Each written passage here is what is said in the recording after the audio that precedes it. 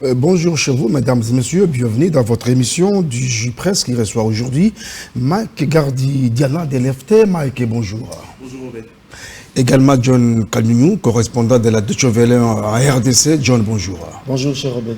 Et Freddy Chioyo, Freddy FNT, bonjour. Bonjour Robert, bon retour au pays. Merci beaucoup. Nous décryptons 3 sujets aujourd'hui. Nous allons nous rendre à l'est de la République démocratique du Congo où les armes continuent à exécuter l'hymne de la mort avec le reggae de massacre des ZDF dans les régions de Béni, Lubero et Irumu. Nous sommes au Nord Kivu et puis en Ituri. Et puis on va revenir sur cette déclaration faite par le vice-premier ministre, le ministre de l'Intérieur et Sécurité qui a parlé que sous peu, le gouvernement va commencer avec la libération des prisonniers du côté M23, on va y revenir, et par rapport à la déclaration de principe signée à Doha par la délégation de la RDC et celle des rebelles du M23 AFC, et puis on va boucler par cette initiative de l'ancien président sud-africain Thabo Mbeki qui souhaiterait un dialogue entre Congolais. Alors, je commence par vous, John Kaluniou, vous êtes correspondant de la Deutsche Welle en République démocratique du Congo. Il y a le regret de massacre des civils dans la région de Béni, même à Irumu, Oicha, qui est le chef du territoire de Béni, qui n'était pas touché. Aujourd'hui, plus de 3-4 incursions des ZDF et qui ont fait des morts dans la cité de Oicha. Selon vous, pourquoi ces reggae de massacre de la région de Béni, il y a presque une année, il y avait un peu d'accalmie? Oui, ces massacres peuvent être justifiés à plusieurs plans ou sur plusieurs niveaux. Moi, je pense que soit c'est une sorte de représailles des ADF sur la population, soit les ADF veulent faire une sorte de diversion pour vouloir réinvestir peut-être certains coins déjà où ils étaient délogés. Parce que il y a les opérations conjointes. Oui, il y a des opérations conjointes. Du PDF. Il y a des opérations conjointes dans cette région, mais peut-être, sauf si je suis maintenant obsolète, comme ça fait maintenant bientôt 1 mois ou 2 mois que je viens du terrain. Les opérations se sont maintenant focalisées sur l'Ituri et je pense que l'ADF, pour un peu voir comment desserrer ou comment réduire la pression sur lui, donc l'ADF, je pense que peut-être avec des cellules dormantes de ces mouvements terroristes, ils peuvent faire des incursions dans Oicha pour s'aimer la terreur et puis faire voir à la population que rien ne marche. Mais comme vous l'avez dit, il y a des opérations conjointes qui sont en cours. Ça fait quelques jours, quelques semaines qu'il y a eu évaluation de ces mêmes opérations entre les deux armées, l'armée congolaise et l'armée ougandaise. J'espère qu'il y a des stratégies qui sont peaufinées pour diminuer ou arrêter ces massacres et pourquoi pas en découdre avec les ADF. Mais pendant que ces incursions se font sur la commune rurale d'Oicha, qui est le chef-lieu du territoire de Béni, je pense que les services spécialisés et les deux armées doivent être très vigilants pour voir un œil sur Moualika. Moualika, c'est dans l'un des bastions des ADF, oui, qui a été l'un détruit. des anciens bastions des ADF qui a été détruit. Et si vous comprenez les rayons d'action actuels des ADF au Oicha, et si vous allez dans la banlieue de Beni Mayangos, il y a maintenant des attaques en répétition qui s'effectuent là-bas par les ADF. Donc l'armée doit faire très attention pour consolider sa présence dans la chefferie de Bachou, je ne sais pas si ça s'appelle encore chefferie, dans le Moualika là-bas, voilà, en territoire de Béni, pour éviter que les ADF ne regagnent cet espace-là, parce que c'est un endroit stratégique. Si ils parviennent à s'y réinstaller, en tout cas, ça sera encore un morceau dur pour les deux armées de les idéologer parce que ça n'a pas été facile de les chasser des Moualika. Donc, bref, je sais, j'ai parlé à l'un des commandants des opérations sur le terrain, il l'a rassuré, et comme quoi tout est fait pour diminuer la souffrance de la population, mais aussi en découdre avec les ADF. Et nous pensons que la force est à nos deux armées, et d'ici là, on va respirer, et ça sera une sorte d'accalmie, mais aussi pour reconstruire notre coin, parce que vous savez, avec ces attaques, ces massacres, tout ne va pas, donc rien ne va. Il y a des gens qui ont abandonné leur champ, des cacao, alors que le cacao, c'est après le pétrole aujourd'hui. Oui, c'est l'or vert aujourd'hui. J'espère qu'avec les opérations en cours, avec l'intelligence de nos deux commandements, donc l'UPDF et les FARDC, on va en arriver au bout et la population va respirer. J'en ai connu 30 secondes parce que la parole doit tourner. Les EDF communiquent avant même de perpétrer des massacres. Je crois qu'il est aussi temps d'infiltrer la communication des EDF avec les nouvelles technologies de l'information de la communication. Et est-ce que les FARDC et les éléments UPDF ont-ils adapté leur stratégie à celle de l'ennemi?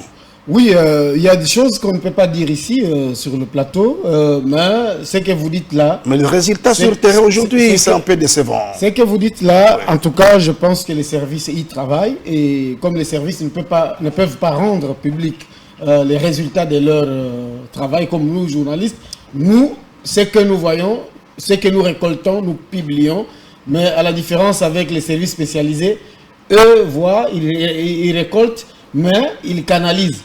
Donc, je pense que ce que vous dites là, peut-être est en train d'être fait, et on le saura par rapport aux résultats que nous attendons de ces opérations. Merci John Kanyonyuma Gardidana DLFT. Plus de 200 civils ont été tués dans l'espace de 2 mois dans la région de Beni, Lubero, Irumu, Mambasa par les EDF. John a parlé des cellules dormantes des mouvements terroristes qui ont été activés. Comment expliquez-vous encore une fois les actions des EDF malgré les opérations conjointes FARDC et UPDF?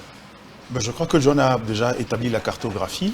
Je pense aussi qu'il s'agit ici d'un, comment on va dire, représailles peut-être pas, mais je l'appelle énergie du désespoir. C'est-à-dire c'est un mouvement qui existe depuis un certain moment, qui a subi beaucoup de pertes avec les opérations en interne. L'instinct de survie voudrait à ce que ce mouvement-là continue à garder certaines bastions ou garder certaines forces centrifuges au-delà de ça. Et comme c'est un mouvement terroriste, la meilleure des actions, le meilleur langage qu'ils savent entendre, c'est commettre de massacres. Mais ça serait limitatif de pouvoir restreindre cette orientation que sur les éléments essentiels ou constitutifs des actes de ZADF. On est dans un contexte un peu plus élargi. C'est vrai, il y a des actions de l'autre côté, mais au-delà des actions menées conjointement avec l'UPDF, il y a les dynamiques au niveau sous-régional. Moi, je pense qu'aujourd'hui, on parle des cellules dormantes, mais ça posera la question du financement, de l'équipement et de l'armement. C'est à ces niveaux-là. Vous avez posé une question ici, est-ce qu'on peut infiltrer la communication? Il est facile d'infiltrer la communication de groupes formellement constitués avec des instruments sophistiqués. Quand les gens sont des approches très traditionnelles, il est difficile de pouvoir couper ou intégrer les circuits de communication.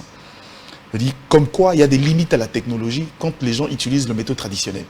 À ces niveaux-là, c'est le service aussi traditionnel de renseignement, de service sur terrain. Et je crois que ça, c'est le gros de travail qu'il faudra faire à ces niveaux-là. Parce qu'on a déjà, d'un côté, un problème un peu plus grand avec le M23 et tout ce qui va avec. Intégrer la dynamique des EDF maintenant, qui soit encore très actifs comme c'était les cas, je pense que l'État risque d'être débordé. Et je crois que c'est à un moment donné, c'est un moyen de pouvoir étouffer l'initiative dans l'œuf. Et là, encore une fois, plus se posera la question de savoir la gestion des espaces récupérés. La crainte de John est légitime. Vous donnez la possibilité à un chasseur de retrouver sa forêt naturelle. Le déloger devient un travail des titans. Je crois qu'il faudra faire en sorte que les EDF ne retrouvent pas leur bastion traditionnel, parce qu'à ce moment-là, ils deviennent peut-être pas injouables, mais ils deviendront très difficiles et très dangereux à ces niveaux-là. Et ça, je crois que c'est le travail qu'il faudra faire. Est-ce qu'on va poser le problème dans les forces conjointes FARDC et UPDF? Je crois que les opérations répondent à un calendrier qui évolue à un moment donné. Je pense que ça, c'est une question de gestion en interne. À ce niveau-là, il faudra qu'au niveau de services de défense, qu'il y ait un travail des fonds qui soit fait pour justement essayer, canaliser, c'est peut-être peu, mais la gestion des espaces récupérés reste la plus grande des difficultés chez nous, le plus grand problème qu'on a jusqu'à aujourd'hui. Et ça, je crois qu'il faudra le corriger parce que ça ne servira à rien de pouvoir aller combattre des forces négatives, vous récupérez des espaces après, vous vous faites rare. Finalement, c'est comme j'ai dit, quand prendre les armes est devenu un modèle économique et un instinct de survie pour certains, chasser le naturel revient au galop. Je crois qu'il y a, c'est vrai, il y a des mécanismes mis en place en interne pour la gestion des cas de ceux qui prennent les armes, mais puisqu'on est dans une phase très embryonnaire, il y a lieu de pouvoir faire parler le service d'intelligence et la force, question de pouvoir maintenir un certain équilibre dans la gestion des espaces nationaux. Marc Garidjana, vous avez parlé du renseignement pour combattre le mouvement terroriste. Il faut plus investir dans le renseignement. Le commandant des opérations Sokola est revenu sur la collaboration de certains gens avec les EDF. Alors, et quid sur les mariages civilo-militaires qui doivent jouer un grand rôle et qui doivent faire aussi les leaders, les notables de la région pour que la population puisse donner des renseignements crédibles et à temps réel au niveau des forces de sécurité. Pour anticiper certains... Vous savez, sans vouloir trop pousser sur cette porte-là, la collaboration entre civils et forces de sécurité est bâtie sur un socle, sur un élément essentiel. La confiance et la sécurité.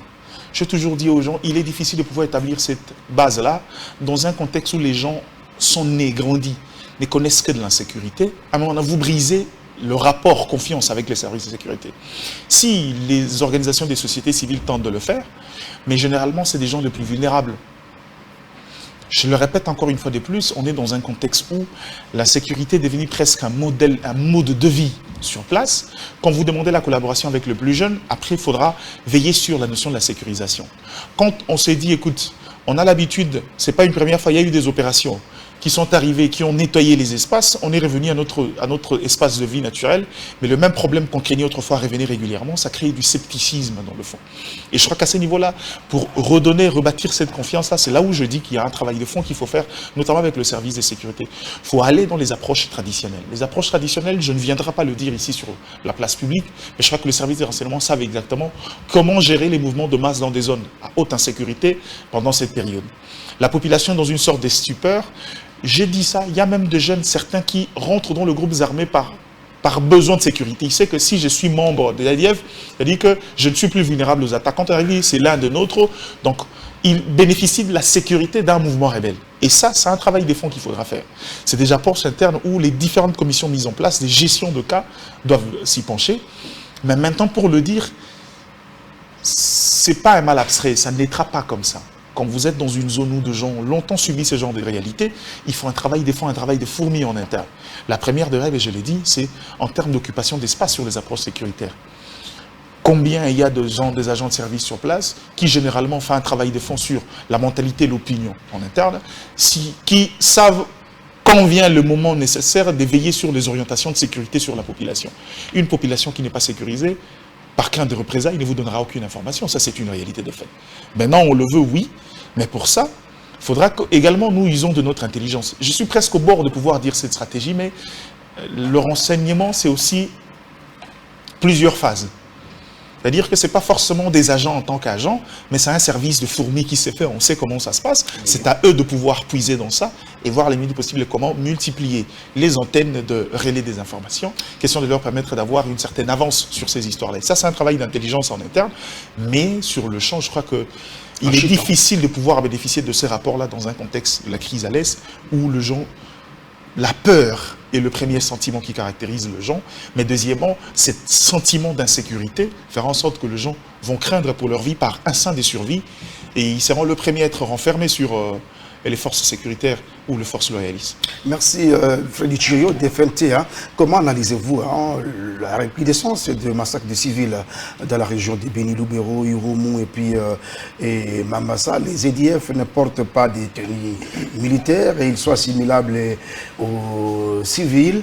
Alors, que doit faire le gouvernement pour plus mettre de l'accélérateur sur la problématique renseignement, consolider le mariage civilo-militaire?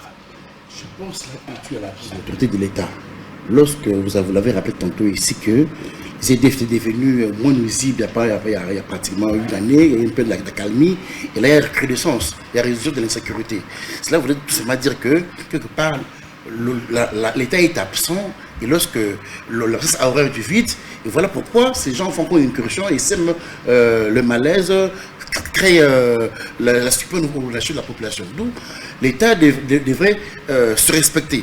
Il faut reconstruire l'armée, il faut que l'armée puisse renforcer ses renseignements, infiltrer l'adversaire, c'est voir ce mode opératoire en fait d'anticiper sur leur nuisance et promouvoir la paix dans la région. Chaque jour, moi je me demande comment est-ce que nos frères et sœurs qui habitent le coin, ils vivent quel mode de vie, ils ont quel mode de vie par rapport à nous autres qui habitons l'ouest de la République.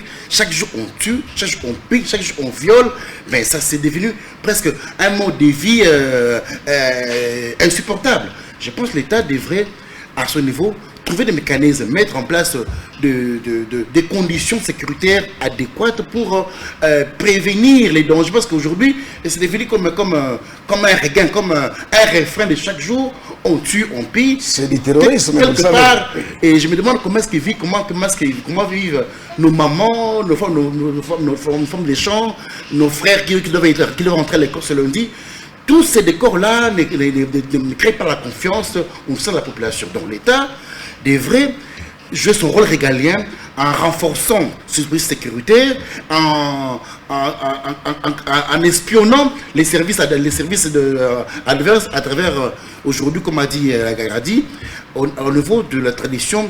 Répondre à la tradition, c'est-à-dire mettre en contribution les chefs coutumiers qui maîtrisent les méandres du coin et pour l'intelligence coutumière pour tenter un peu de trouver comment, entre guillemets, une réponse à cette insécurité-là qui est à la base, qui est créée par il dit souvent pendant la période de récolte aussi. Hein.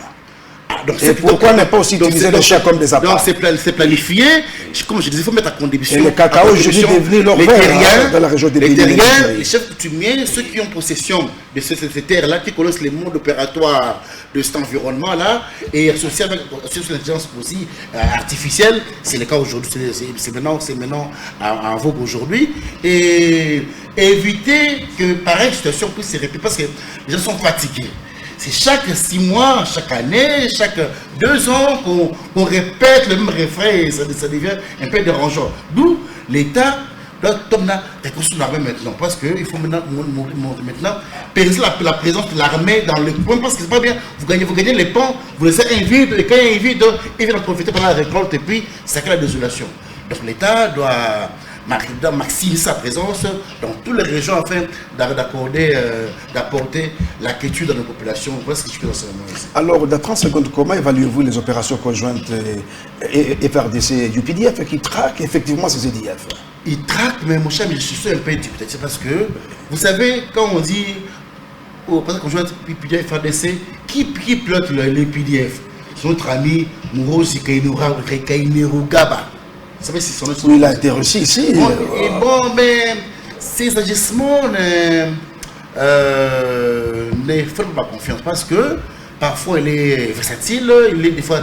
Parfois il est tout moment versatile. Parfois son comportement ne rassure pas. Il a été reçu à Kinshasa. Parce que est-ce que c'est pas de traîtrise? Est-ce que c'est pas de méfiance? Est-ce que cette opération est formée de manière confiante? Est-ce qu'il y a sincérité entre les deux armées?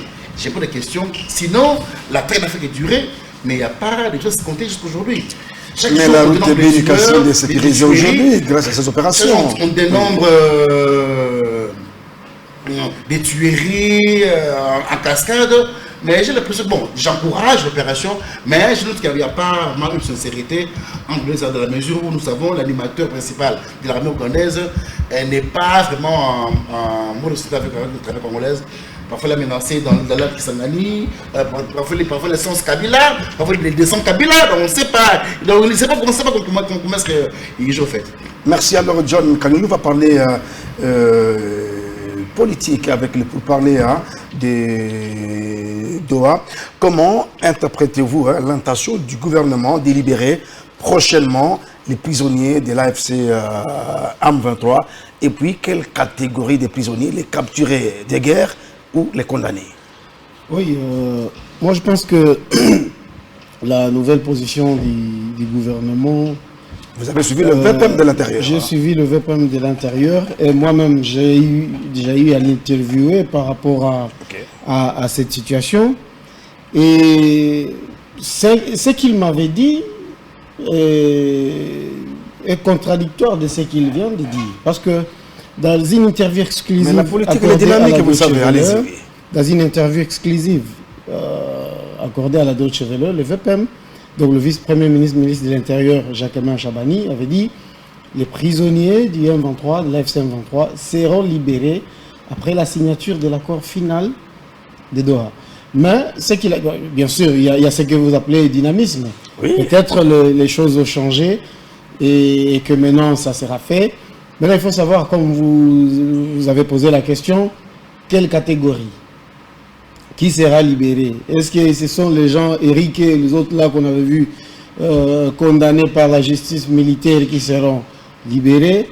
Est-ce que l'AFC M23 a élargi sa liste des détenus libérables? Je ne sais pas. Mais de toutes les façons, je pense que seul le vice-premier ministre de l'Intérieur, Jacquemin Chabani, sait qui sera libéré et peut-être que lui a la liste. Parce que selon des informations, de l'autre côté, ils ont toujours dit qu'il y a une liste. Alors, comme ils ne l'ont jamais mis peut-être à la place publique, bon, peut-être c'est moi qui ne suis pas informé, peut-être, mais de toutes les façons, on va voir. Mais avec des bruits, parce qu'il faut le dire, avec des bruits, des rumeurs, non, certains seraient déjà décédés ou certains seraient encore à vie. Bon, de toutes les façons, ce sont des négociations. Donc, quand il y a des négociations, il y a toujours ce qu'on appelle des concessions. Peut-être que Kinshasa a concédé et peut-être à contrepartie, Kinshasa aura aussi une concession de la part des rebelles avec qui Kinshasa est en négociation à Doha. Mais voyons voir, parce que selon les informations en notre possession, cette libération peut intervenir peut-être ce week-end ou la semaine prochaine. Nous suivons de près cette actualité. Peut-être c'est après la libération de certains prisonniers ici qu'on en saura un peu plus. Mais aussi, ce que je vais signaler ici, c'est que le VPM Jacquemin Chabani, dans cette même interview dont je fais allusion, il avait dit de l'autre côté aussi, il y a des prisonniers. Oui. Il avait dit de l'autre côté, il m'a dit même en dehors de nos frontières. Donc ça veut dire, bon, je suppose que c'est au Rwanda. Et quand je parle du Rwanda, c'est sûr qu'il y a des prisonniers. Dernièrement, je ne sais pas si les collègues ont suivi aussi comme moi, dernièrement on a suivi une vidéo d'un militaire congolais, FARDC, à partir de sa cellule de détention au Rwanda, qui a lancé un appel au gouvernement congolais de tout faire pour leur libération. Peut-être c'est de cela que le VPM parlait, je ne sais pas, parce que lui-même n'a pas donné de détails sur ces genres de prisonniers qu'il y a de l'autre côté de nos frontières. Peut-être avec le concours du CICR, comme j'ai appris qu'il y aurait eu une réunion entre le VPM et le responsable du CICR, parce que la fois dernière, les militaires... On va le faire comme à Gaza, hein, échange de prisonniers. Hein. Bon, je pense, c'est vous qui le dites, mais bon, la fois dernière, les militaires qui s'étaient cantonnés dans des bases de la MONUSCO, on a vu comment le CICR les a déplacés, donc de Goma à Beni, et puis d'autres sont venus même ici, et d'autres seraient à Kitona. Donc, je pense que peut-être c'est la même procédure qui aura lieu. Mais bon, voyons, peut-être en échange avec les prisonniers de l'AFC M23, à fin de compte, nos militaires, les FRDC, les éléments FRDC qui sont au Rwanda, peut-être pourront recouvrir leur liberté et retourner au pays. Voyons voir, mais vous avez posé la question juste sur les prisonniers, mais vous n'avez pas posé la question sur Est-ce qu'on a confiance au processus de Doha? Bon, voilà, peut-être ça sera une autre question. Je n'avais pas encore fini, donc n'anticipez pas. Alors, quelle chance que vous donnez pour parler de Doha? Je l'ai toujours dit, même sur ces plateaux. Oui. En tout cas, Doha, tout comme Washington, rien à espérer. Pourquoi êtes-vous trop pessimiste? Je l'ai toujours été, je le resterai, jusqu'à ce que Doha nous produise des résultats. Mais jusque-là, je pense qu'à mon avis, que nous sommes dans ce qu'on appelle le passe-temps. Frédéric avait jubilé ici. On joue, moi j'ai comme avec l'impression, Washington, on joue la montre. On joue la montre. Donc, vous savez, le problème c'est quoi? Rapidement. Le problème c'est quoi? Vous savez, nous avons déjà eu à couvrir des négociations. En 2013, nous étions à Mouniogno, à Kampala, quand le gouvernement congolais négociait avec le M23, on appelait ça dialogue entre le gouvernement congolais et le M23. Nous avons couvert ces dialogues. C'est pas exactement ce qui se passe à Doha. À Doha, c'est comme si il y a des gens, des maîtres, qui veulent taper sur les têtes de leurs élèves et disent non, allez-y faire ça. Non, ce n'est pas ça. Les vraies négociations, ce n'est pas dire non, bon, le médiateur s'impose ou le médiateur impose ce mode opératoire. Non, ce n'est pas cela. Donc, les gens risquent de dire, ok, nous ne devons pas décourager le médiateur, ok, nous acceptons votre proposition, mais pendant que sur le terrain, rien ne change. Il y a eu l'accord de Washington. Il y a eu l'accord de Washington. Oui. Je pense que ça fait maintenant 2 mois. N'est-ce pas? Ça fait 2 mois. Il y avait un calendrier.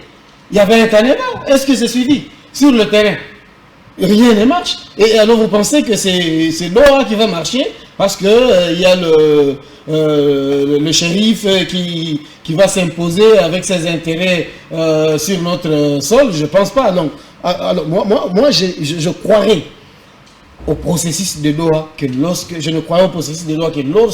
je verrai les résultats et que la guerre finira. Ok, merci John Kanyunou.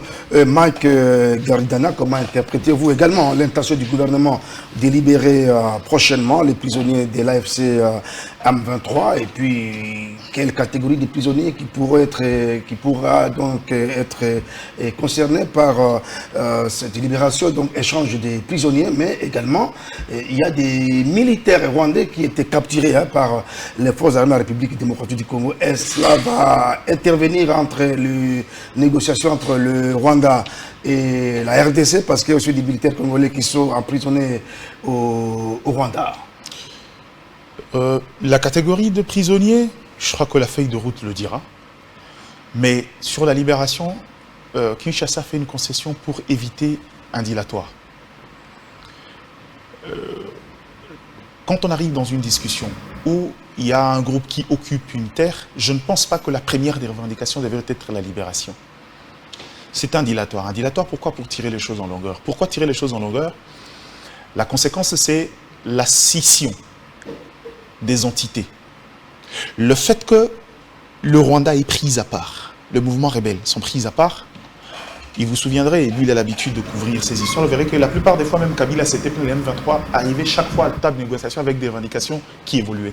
Pourquoi? Parce que ça s'appelle des dilatoires pour amener aux vrais besoins qui sont censés être cachés parce que derrière, il y a un État qui en tire profit. Le fait que la procédure a été scindée aujourd'hui, les mouvements rebelles, le M23 aujourd'hui, aura du mal à poser une revendication cohérente et sérieuse. Pourquoi on tire le temps? Parce que on compte sur une dynamique interne pour avoir des éléments de langage qu'on posera autour d'une table. Et ça viendra de politique. Alors, non, permettez-moi, je vais finir. Oui, ne vous en faites pas. J'ai encore beaucoup de choses à dire. Ne vous en faites pas. Je ne me suis pas arrêté. Allez. En gros, on est dans un contexte Kinshasa un peu comme avec les FDLR. Kinshasa comprend, il dit bon, on arrive pour discuter sur pourquoi vous occupez le sol. On nous pose comme préalable la libération de prisonniers. S'il y a des prisonniers au Rwanda, croyez-moi, au niveau du Rwanda, il y a des mécanismes ici, le mécanisme de gestion des réfugiés, de prisonniers politiques, on arrivera. Jusqu'à là, on était dans ce qu'on appelle l'accord de principe. Un accord avec le Rwanda arrivera. La question, c'est que l'accord de Washington, où en sommes-nous? Pas plus tard qu'il y a 2 jours, il y a eu une évaluation. Et même au niveau du Conseil de sécurité, il y a eu un rapport des observateurs qui a permis à ce que même le président américain a fait évoluer son discours sur la gestion de cas sur place. La vérité, c'est que dans ces rapports-là, en termes de respect d'accord, c'est lui qui devrait respecter le gros des engagements de Rwanda, l'a fait faiblement. Ça, c'est une vérité de fait. Mais dans le fond, l'évaluation que vous cherchez, John, elle est là. C'est ça le rôle de l'évaluation. Maintenant, est-ce qu'aujourd'hui, Doha peut apporter des résultats? Est-ce qu'aujourd'hui, il est logique que dans un dialogue, le médiateur puisse s'imposer? Je crois que oui. Pourquoi oui? Parce que, je vais poser une question rhétorique, ce n'est pas mon travail. Depuis qu'on a commencé à signer les accords à la manière où on arrivait, on négociait, on discutait, et puis à la fin on trouvait un compromis, quel est cet accord qui a réussi à pacifier l'Est congolais? Ça n'existe pas. Et malheureusement, le prisme qu'on a tous aujourd'hui, c'est qu'on veut rester dans le schéma traditionnel. Un dialogue, ça se passe comme ça se joue comme ça. Or, si on était resté dans cette approche-là, ni t'était la pesanteur de la médiation, le Rwanda n'aurait pas signé cet accord de principe. Puisqu'on est dans un cas de rapport de force, où les autres ont l'avantage d'avoir de l'espace sur terrain, c'est ce qui leur permet aujourd'hui, quand on parle des histoires, il faut discuter à Doha, ils tirent les choses en longueur, ils posent des dilatoires du genre, libérer d'abord les prisonniers. Ok, Kinshasa, si on suit cette histoire-là, effectivement, ça sera un dilatoire, on tirera les choses en longueur. Commençons par leur donner, on va voir leur bonne foi. Maintenant que les prisonniers sont libérés, revenez autour d'une table et dites-nous, qu'est-ce que vous revendiquez? Je mets ma main à couper, on ne la coupera pas. Il n'y a aucune revendication fixe et sérieuse que le M23 va mettre sur la table maintenant. Généralement, c'est quand on prend les choses de manière globale, que le Rwanda s'ingère par des revendications gauche à droite, tenant compte aussi des besoins, des éléments de langage des politiques congolais. Et c'est là que vous verrez qu'il y a la rescousse. Le besoin d'aller très vite engager une autre dynamique à part, avec la bénédiction. J'entends les gens parler de l'Afrique du Sud. Non, ce n'est pas l'Afrique du Sud. Il ne faut pas engager un État. L'Afrique du Sud a refusé même d'accueillir une rencontre là-bas d'une certaine classe politique. C'est Thabo Mbeki et sa fondation. On va y revenir. Non, mais justement, je préfère juste faire cette mise au point-là. Donc, en fait, en gros, ils veulent tirer les choses en longueur pour atteindre les vraies revendications et apporter une forme de politique dans leurs discussions. Parce qu'eux-mêmes, tels qu'ils sont là, personne n'a une revendication sérieuse à opposer. Donc, en gros, on est en face d'un problème où Kinshasa, par cette stratégie, un peu comme le FDLR a voulu vider un dilatoire. Maintenant, on va aller vers des discussions sérieuses. Mais comment ça va se passer? Parce qu'il y a aussi... la libération doit se passer selon la loi congolaise. Tu dois obéir à la loi congolaise. Non, mais quand vous parlez de la loi congolaise, c'est lui qui va libérer. C'est qui? C'est l'État congolais. Ça veut dire qu'il connaît le France. À ce niveau-là, la question ne se pose pas. C'est nous qui avons arrêté, c'est nous qui avons de par vers nous le pouvoir de libérer. Le process, 48 heures. Est-ce que pour libérer un prisonnier, la procédure administrative, 24 heures, 48 heures suffit?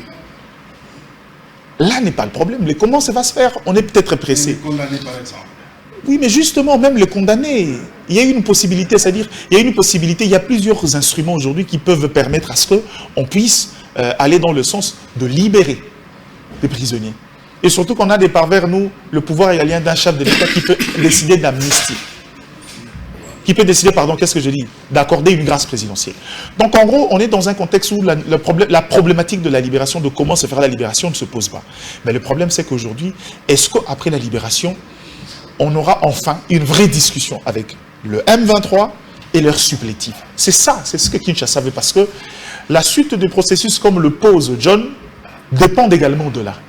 Pourquoi on est resté au niveau de la signature de l'accord de principe? Parce que le Rwanda, on a essayé de mettre au côté un acteur extérieur qui influençait les débats en interne. Maintenant, avec les acteurs internes, ils doivent nous dire, dès qu'on trouve un compromis, c'est alors que le reste se suivra. Et au-delà de ça, puisqu'on en parle, il y a déjà une invitation des États-Unis pour le chef de l'État.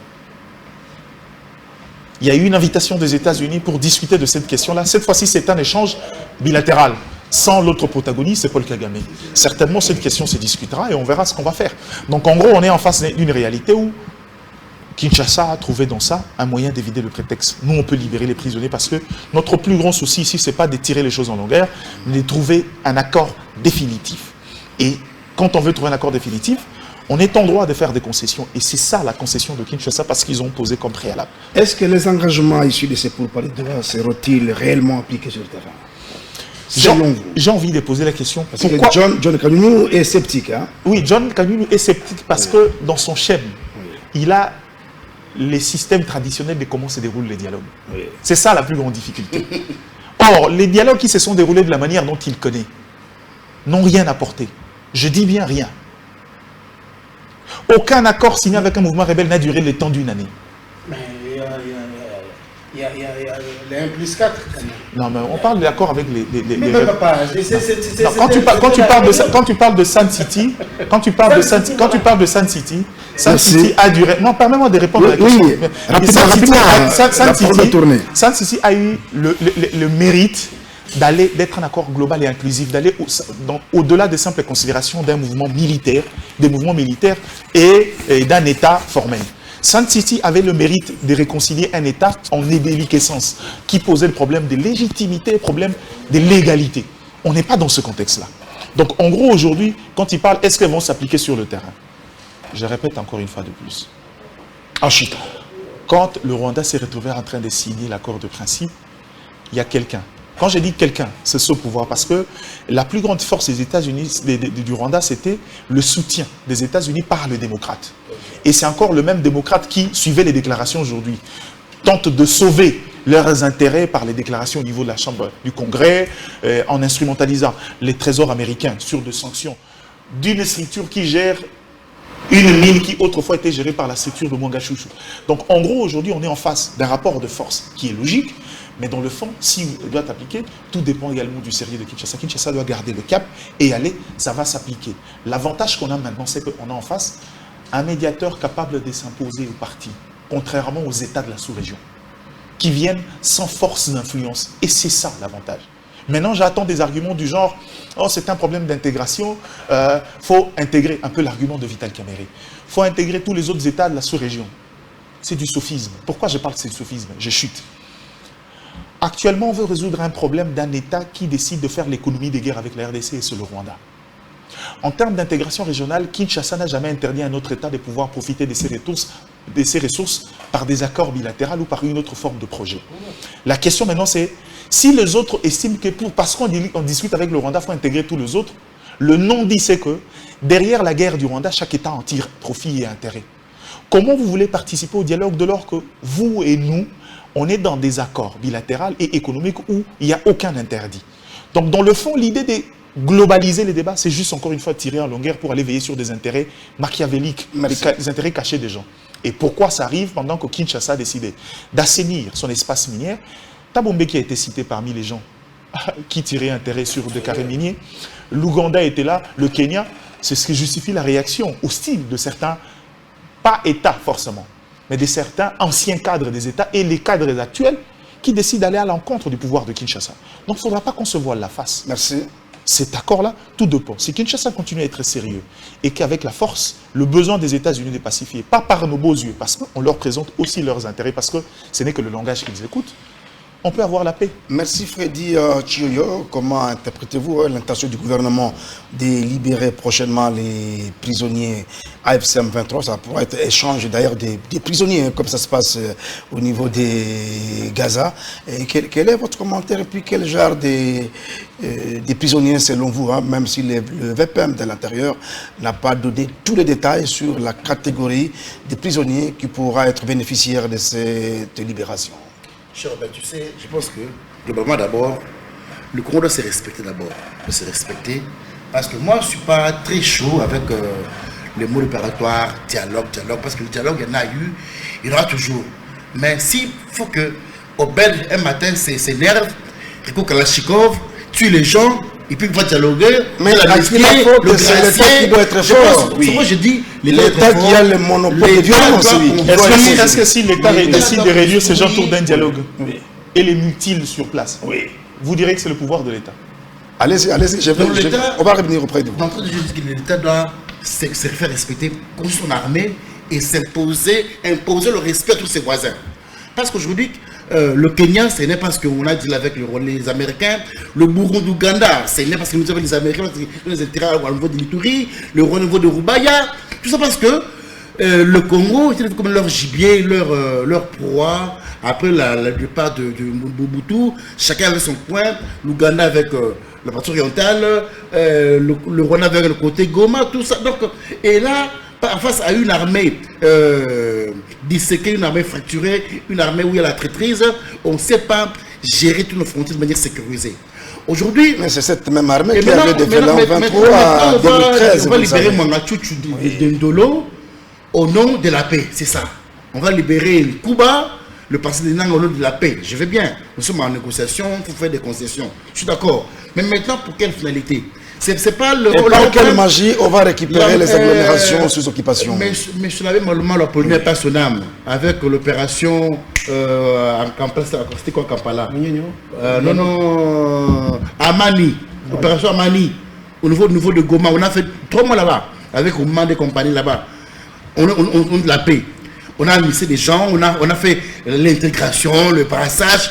Qu'est-ce que c'est la conséquence aujourd'hui? C'est une armée structurée, une armée informe, une armée où il y a intrusion à tout moment, et c'est l'institut qui régnait, d'où l'État doit se faire respecter. Bon, maintenant, comme disait John, j'avais jubilé l'autre fois ici à cause qu'on a signé de Washington. Oui. Mais là, mon espoir semble s'envoler parce que chaque jour on tue les gens. Il y a comme à des caméras, même ici, des fois caméras, des fois nerfs, un peu chef de l'État. Rien n'a évolué malgré les accords. Washington le 27 juin. C'est un processus, ce n'est pas un match de football. On a signé à Washington, oui. On a fêté, on a bu du champagne. C'était une grossière erreur. Mais malheureusement, je suis un peu déçu. Mais je suis optimiste, je crois que ça va évoluer. Mais jusque-là, on apprend que le 1-23 a pris un pas au niveau de Ouvira, un pas au niveau de Rubolekale, tout ça. Tout ça m'effraie un peu. Ils ont tenté, ils n'ont pas pu. C'est comme si il faut au pieu. Et dans tout ce que je me dis, c'est le Rwanda qui se met en mauvaise foi. Parce que pour le Rwanda, c'est une guerre économique. Sans la guerre, le Rwanda ne vivra pas. Mais malgré qu'on a su du séqué, mettre le 23 en face, le Rwanda à côté, ça marche toujours pas parce que le 23 n'a pas un discours comme l'a dit Gagadi Diana. Le Rwanda, aujourd'hui, qu'est-ce qu'on dit? Banyamulenge. Il y a une minorité qui est marginalisée, une minorité qui n'est pas dans les institutions. Depuis quand... on va demander à Nanga, toi tu es de quelle communauté marginalisée? Nanga est de Yangambi. Il n'est pas Munyamulenge. Mais aussi le porteur d'un message de Banyamulenge. Bon, et quand les Baluba, quand les Manyemie, quand nos amis pendant les élections. Non, c'est-à-dire que... Mais pour mettre fin à toutes ces aventures-là, c'est à l'État d'être fort. C'est à l'État de construire une armée. Avoir une armée forte, dissuasive, une armée qui va sécuriser toutes ses frontières. Parce que là, on fait du surplace. Parce que ça paraît très bien. Kagame a déplacé ces gens au niveau de Bukavu. Hier, il a envoyé des citernes pour apaiser un peu les tensions là-bas au niveau de Bukavu. Hein. Il sait qu'il reste 3 ans à Trump. Il va faire un peu le dilatoire. Il va le tourner à rond. Après, 3 ans après, il reprend avec son aventure de la guerre à l'est du pays. Et puis, on aura fait quoi? Je pense que aujourd'hui, que le gouvernement congolais peut s'investir. Faut-il libérer ou ne pas libérer? Et bon, conformément à la déclaration de principe. Il faut enlever la Libye de ceux qui veulent faire la guerre, qui ne veulent pas quitter le territoire. Je suis d'accord, mais je ne crois pas. On va libérer Mangachuchu, on va libérer les Kukuba. Ces gens-là ne quitteront pas Bukavu, ne quitteront pas Goma s'il n'y a pas une coercition. C'est-à-dire qu'il faudrait que, comme la médiation a un petit pouvoir prépondérant sur les négociants, qu'on puisse imposer aux partis ceux qui sont chez les autres, qui puissent quitter le territoire, notamment le Rwandais, qui quitte Goma, Bukavu, qu'on libère, qu'on restaure tout l'État dans tous les camps qui s'occupent. Et là, ils auront fait preuve de bonne foi. Mais tant que je ne crois pas qu'en libérant les systèmes à l'eau ici, que nos amis vont libérer Goma, non. Je pense qu'au-delà de ces mesures, ça fait partie du processus, oui. Au-delà des mesures de bonne foi, merci, il faudrait qu'il y ait de la contrainte. Et à contrepartie, quel va gagner le gouvernement en libérant ces prisonniers? Tu vous avais dit? Le gouvernement gagne quoi en contrepartie? C'est pourquoi je me dis... il y a aussi des prisonniers. On doit aussi poser des conditions aux agresseurs, aux rebelles. est-ce qu'il faut que vous quittez Goma, vous quittez Bukavu, après libération ou non? Il faut qu'il y ait du gagnant-gagnant. On libère les prisonniers. Chers amis, quittez Bukavu. Là, c'était avant même la négociation. Ça, c'est un langage facile. C'est-à-dire, aujourd'hui, ils ne veulent pas engager les discussions parce qu'ils estiment qu'il faut d'abord libérer leurs frères. Avant de négocier. C'est un dilatoire. Vous leur accordez maintenant, venez autour d'une table. Dites-nous ce que vous voulez. Et puis, le comble. Ils ne diront rien. Ben, mais justement, quand tu dis ils ne diront rien, la seule façon pour faire constater, de la même manière, ils sont partis. L'idée de la signature de l'accord de principe, ils ont voulu amener les dilatoires. Quand on s'est rendu compte que c'était des dilatoires, la matière vidée, la médiation s'est imposée, ils sont venus, ils ont signé. Mais ils ont signé. Mais quand ils sont partis sur le langage, non? Non, le langage, ce n'est pas notre problème. Vous avez déjà signé. Changez de langage. C'est moi qui dirige le débat, nous sommes à la fin de l'émission. Ils viennent ici, et puis rentrer à Goma. Changez de langage si vous voulez. De là que vous signez. Encore les morts. Mais c'est au gouvernement d'être aussi prudent. La signature de l'accord n'est pas de l'exorcisme. Ça ne voulait pas dire qu'on signe l'accord, on cesse d'être sorcier, on cesse d'être belliqueux. On peut signer un accord tout en ayant mal au cœur. Bon signe quand même. Merci. On est à la fin de l'émission. Maintenant, de la signature, mettre en place un mécanisme de contrainte. Une police qui vous contrarie à libérer les territoires. Parce que aujourd'hui, les banques ne fonctionnent pas au niveau de Goma et de Bukavu. Elles sont situées économiquement. On doit ouvrir les banques, mais à comment dire que quitter les territoires. Parce qu'aujourd'hui, la banque ne veut pas activer parce qu'eux sont là. Et malheureusement, c'est les Congolais qui sont là, qui sont victimes à cause de leur présence. D'où on signe et vous libérez le territoire et puis on fait remettre. Ça, c'est l'église. Ça, c'est l'église. Parce qu'on dit avant toute négociation, libérer. Ça, c'est l'église. Avant toute négociation. Avant. C'est ça, libérer aussi. Non. Alors, on est à la fin de l'émission. Dans 15 secondes, John Kamimou. Quel est votre commentaire par rapport à l'initiative de l'ancien président Thabo Mbeki qui maîtrise bien la République démocratique du Congo avec l'accord de Sun City, mais les gouvernements ont rejeté cette initiative du président Mbeki. Le dialogue doit être permanent. Même dans nos foyers respectifs, le dialogue est permanent. Je pense que... C'est pas Mike qui va te contredire, même dans le foyer. Je pense que les dialogues, tout le monde qui amène les dialogues, tout le monde qui prône le dialogue, moi, à mon avis, c'est bon, pourvu qu'on en arrive à la fin de la guerre. Parce que il y a des gens qui parlent de guerre, qui ne comprennent pas les conséquences de cette guerre. Nous vivons ces conséquences dans nos corps. Nous vivons ces conséquences dans l'esprit. Donc les gens parlent guerre, ils disent guerre, ils ne savent pas. Il y a même ici à Kinshasa, il y a des gens qui n'ont jamais entendu, entendu les bombes, la détonation des bombes, même les mitrailleuses, les PKM. Non, il y en a ici à Kinshasa. Alors que quand les gens parlent de guerre, il faut avoir vécu cette guerre. Moi, je pense que l'initiative de Thabo Mbeki est allouée, mais malheureusement, le gouvernement a refusé. Est-ce que Thabo Mbeki est-il neutre? Bon, vis-à-vis au régime de Kinshasa. Même un sorcier, si c'est pour guérir un assorcelé, on a mais c'est pour l'ensorceler davantage. On a aussi est-ce qu'un sorcier peut guérir sa proie tout en installant une autre sorcellerie. Comme le gouvernement a refusé, qui suis-je pour pousser le gouvernement à dire oui? Donc, le gouvernement sait pourquoi il a refusé l'offre de Thabo Mbeki. Et Thabo Mbeki pourra tirer des conséquences. Alors, Mike Gardidiana, Thabo Mbeki est-il neutre? A-t-il le moyen pour organiser ce dialogue? Ou c'est l'État sud-africain où après il pourra donner la facture? Non, il n'y a pas d'État congolais. Il n'y a pas d'État sud-africain. Si et seulement si ce dialogue. Il n'y a pas d'État sud-africain dans ça. Il n'y a pas d'État sud-africain, il faut rassurer l'opinion. Il n'y a pas d'État sud-africain dans ça. C'est quelqu'un qui maîtrise la RDC. En fait, c'est ça notre problème. On aime donner à n'importe qui la qualité d'expert en RDC. C'est ça notre plus grande difficulté. Mais Sun City est là, il a joué un grand rôle. Vous connaissez les faiblesses de Sun City? Mais c'est grâce à Sun City que le pays a été réunifié. Non, s'il vous plaît. Tout n'a pas été dans Sun City. Non, on ne rentre pas dans allez-y. S'il vous plaît. Allez-y rapidement, on est à la fin de l'émission. Fais pas rire. En fait, Thabo Mbeki est neutre, la réponse est dans sa déclaration. Il n'y a aucune neutralité dans sa déclaration. Je ne viens pas réconcilier Freddy Chio et Obed Kambale. Et quand j'arrive, je dis faut qu'il y ait un dialogue parce que Freddy Chio a kassaïsé la République, a presque organisé la déliquescence de l'État. Ce n'est pas de la neutralité. Et nous tous, on connaît que par principe, même la critique pour un médiateur. Vous savez, quelqu'un de neutre n'existe pas. Mais quand vous êtes dans un rôle de médiateur, donnez l'impression d'être impartial. De lors que vous ne le donnez pas, vous rentrez exactement dans ce que le pouvoir reprochait à la Senco, même si dans sa feuille de route, il y a des éléments valables qui valent leur pesant d'or. Au niveau de la neutralité, il n'y en a pas, et par sa déclaration sur ces orientations-là. Maintenant, Thabo Mbeki a-t-il le moyen de pouvoir le faire? Je vous dis que dès lors que le prémisse s'enfonce, la suite est biaisée. Est-ce qu'il n'a pas l'œil de l'aigle? Quel est l'aigle? La question, c'est que pourquoi Thabo Mbeki décide de s'intéresser à la question de la RDC? Il y a eu une sollicitation. Thabo Mbeki n'est pas venu de son gré. Il y a eu un lobbying du clan Kabila pour le faire intervenir dans le conflit. Pourquoi? Parce qu'on a tenté à gauche, à droite de trouver d'autres voies de médiation qui n'ont pas marché. Maintenant, c'est qu'il faut faire intervenir quelqu'un qui a le poids de l'histoire. Parce que quand on parle de Thabo Mbeki, on lit un peu l'histoire de l'Afrique du Sud, de l'histoire de la RDC, il y a un poids historique dans ça. Et ils ont même trouvé un élément de langage, c'est Sun City 2. C'est pas une affirmation gratuite, ça.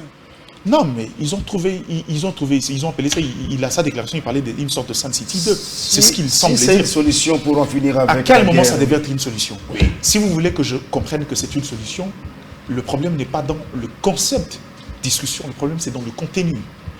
Qu'est-ce que vous voulez qu'on discute? Parce qu'aujourd'hui, on est dans un contexte où on veut résoudre un problème avec le Rwanda qui nous agresse régulièrement. Quelle est la partie que Thabo Mbeki prend? Les considérations internes ou les considérations externes avec le Rwanda? C'est ça la plus grande difficulté.